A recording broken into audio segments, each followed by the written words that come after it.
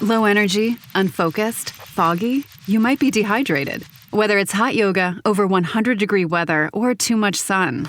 Gatorlight, with a specialized blend of 5 electrolytes, was scientifically designed to help move fluids into the body faster for rapid rehydration.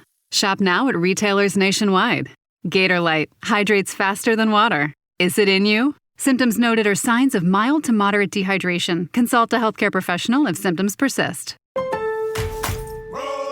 Pros, find the right flooring for the job in Lowe's newly redesigned flooring showroom. Shop our expanded assortment of trusted brands and get up to 35% off style selections, Stainmaster, and Stainmaster Pet Protect Special Order Carpet. And while you're here, save $100 on a DeWalt 20-volt max 6-amp-hour 2-pack of batteries. Now just $179. Get more of what you need faster and save more where it counts from the ground up.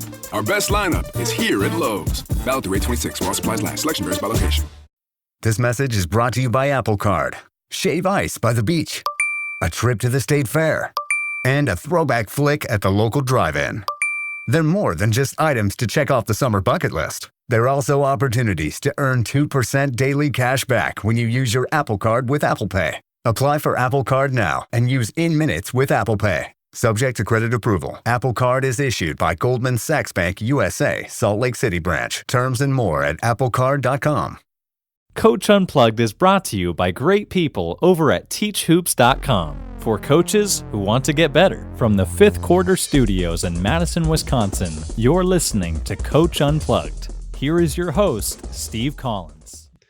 Hey everybody, welcome to Coach Unplugged, episode 490. Happy Thursday. Do you remember when Friends and Cheers were on Thursday? Maybe most of you aren't old enough to remember that. But anyway, we're going to do part 2 of our interview with Jason today. But before we get into that, I would like to give a big shout out to teachhoops.com for coaches who want to get better. They let us keep the lights on here and let this podcast keep going. So if you'd like to give back, we would love that. So go over and check out teachhoops.com before prices increase, because they're going to increase soon. And then also make sure you go over and check out Dr. Dish. Give them a call. Talk to them about what they can give and help you become a better offensive team. And the shooting machine is second to none.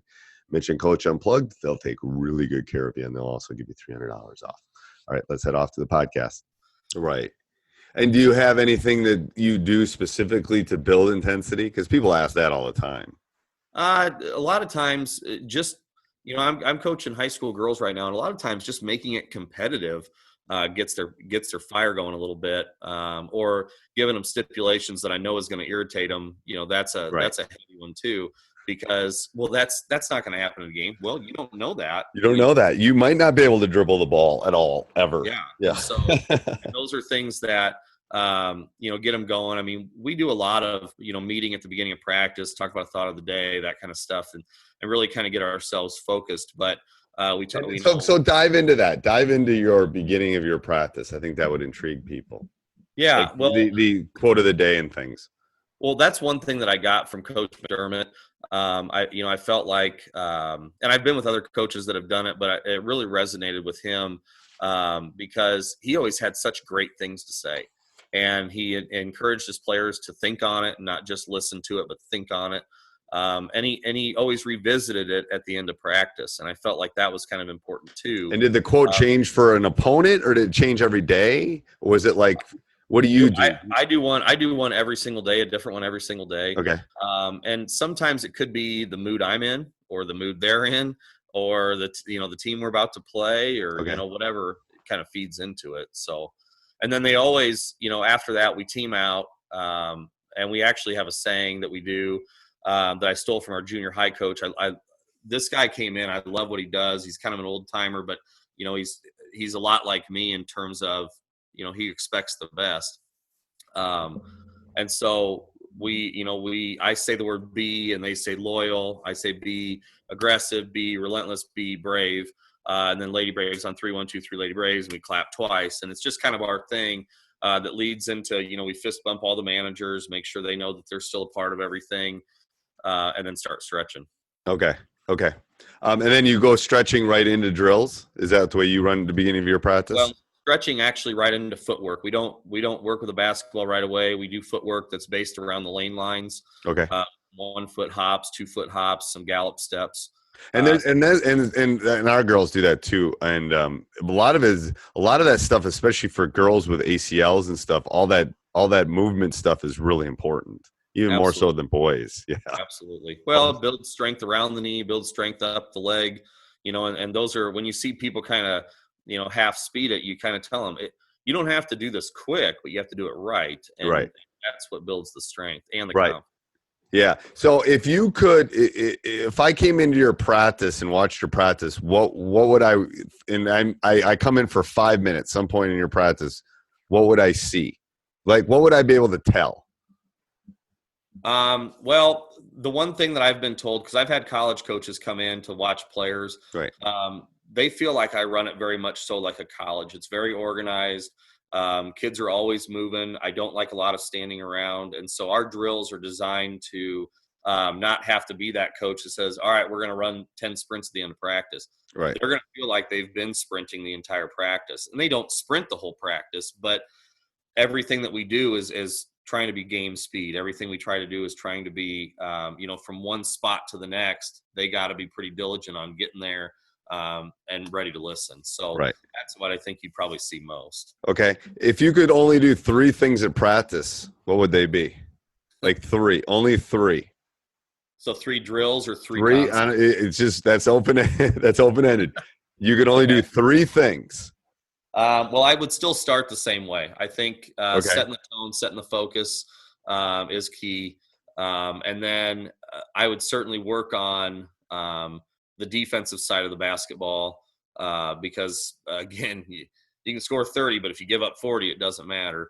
And then from there, again, just, working on simple fundamentals, I mean, is key. Right. And obviously we get more than 3 things, so you build from that, but those are kind of the 3 staples that we. Okay. Is there one moment in your coaching career that we could dive into that would help a listener? So it can be anything. It can be a success. It can be a failure, but something we could dive into that they could learn from. Because I always like that from other coaches that there's something that's happened to you, either good or bad, that a listener could learn from. Well, I think the thing that I've learned most, especially with coaching, I've had coaching both genders. It's not always what you say, but how you say it. And amen. and that's something I still have a long ways to go on. I think, I don't cuss and swear and go crazy like that. I'm just loud. But there was an incident, at the school I'm currently at right now that, and not to dive too deep into it, but I've been challenged quite a bit from, my grade administrators or administration team, some parents and things. And I think the thing I learned when I first got down to Council Grove was you got to be open and honest. I've always been open and honest, but you kind of have that wall up still as a coach. You don't want to go too far. Or it's the circle of trust, basically. Your circle of trust is very small. Yeah, absolutely. And so, I've been, because of those incidents where, I've been challenged a little bit, or I've been, whether it's reprimanded or whatever, I would tell coaches, young and old, that you aren't always right. You aren't always going to have the right answers. But what you can do is talk things out with the right people. Right. I still don't talk a lot about other kids to other people's parents. Right. Unless it's in a positive way, like especially if it's been bad mouthed or whatever. Right. But that's what I think. That's probably one of my trials has been learning how to address that stuff while still remaining very open, honest, positive, and true to yourself. Yeah. I think for young coaches too, you better learn to pivot too, because the game played now is not the game that was 30 years ago when I started. Yeah. And in another 30 years, the game will change again. And first of all, how we deal with the kids changes. How a coach dealt with them in the 1940s and how they deal with them now is different. So you have to be able to adjust your style along with the times too, I think. But still be true to yourself.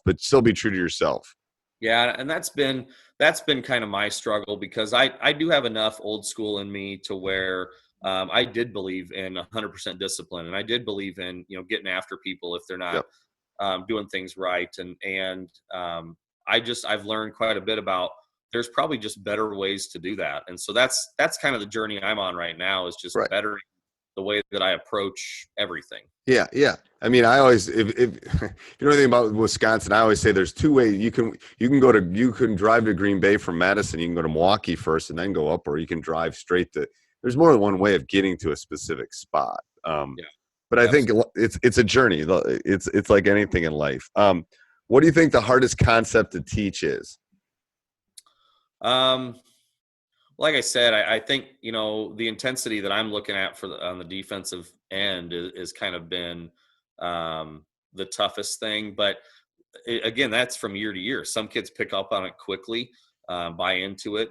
But is there one specific, so I wasn't specific enough in that. Is there one specific, like, do you believe it's screening? Do you believe it's rebounding? Do you believe there's one specific fundamental, let's put it that way for you, fundamental that's hard for us to teach or you to teach?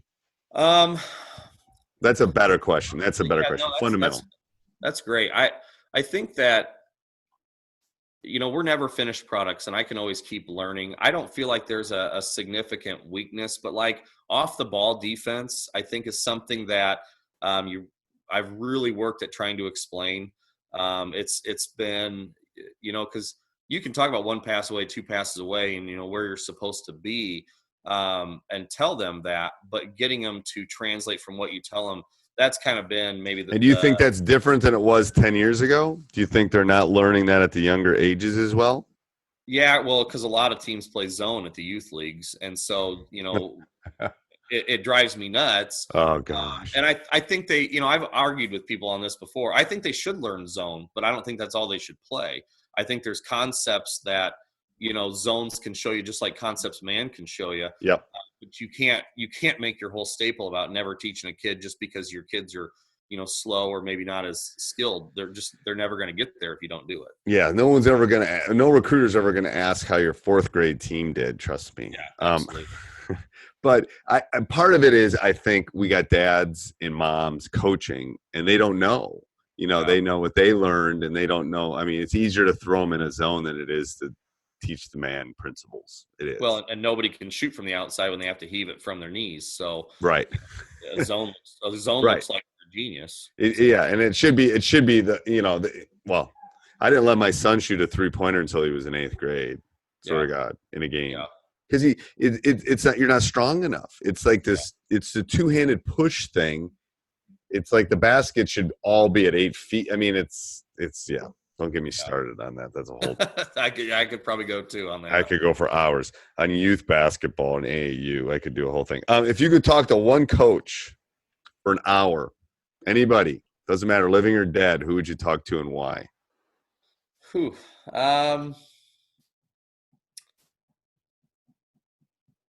That's a great question, because I've talked to a lot of coaches that I've really admired, but I think one.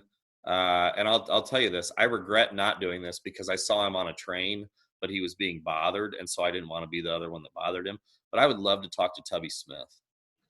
Tubby Smith. Well, you're going to have to hook up with Eric. You're going to have to hook up with Eric at the clinic then in October. Oh yeah. Well, that's the thing is when I saw him from a distance, that was at the time he was still at Kentucky. Right. My best friend, it was a huge Kentucky fan. I wasn't, but I was a huge Kentucky fan, and just the rich history behind his hiring at that school, and what it meant for him to win a national championship in his first year. What I mean? Those types of things where, what a worldly amount of knowledge I think he'd be able to give, because you can sit at a Nike clinic and, I've listened to the Bob Hugginses and Bobby Knights and everybody and even people that I know, but he would be one that would be like a bucket list coach for me, because he's seen a lot and been a part of a lot that's not just basketball related. Right. Okay. Do you have any superstitions? No, actually, I don't believe in those. You really? Yeah. I actually had a college. You might be a first. I had a college professor try to challenge me on it. And it's kind of ironic. I actually just got back from a men's encounter this weekend that was very Christian based, very, in your faith, revival kind of thing. And it was very moving, and I definitely needed it. And that's all the superstition I need, is that I know that whatever's going to happen has already been planned out. Right. Okay. Yeah. I mean, and I've had talked to coaches about this too. It's really about ritual for me more than superstition. Yeah. Like the word superstition means if I don't drink the soda, we're going to lose. I've never thought that. Yeah. It's more like, this is how we do our pregame. This is how we do, those are the superstitions that I kind of fall on. Well, I hope you enjoyed that. If you did, go over and leave a 5-star review. If you didn't, turn your iPhone or whatever you're listening to the podcast off. But no, go over and check out teachhoops.com too. If you want to give back a little bit, if you want to join our community, if you want to become a better coach, if you want to find the nuances of this great game, if you want to delve into this brain of 30 plus years of coaching, go over and check it out, and we'll help you through this great journey. Have a great day.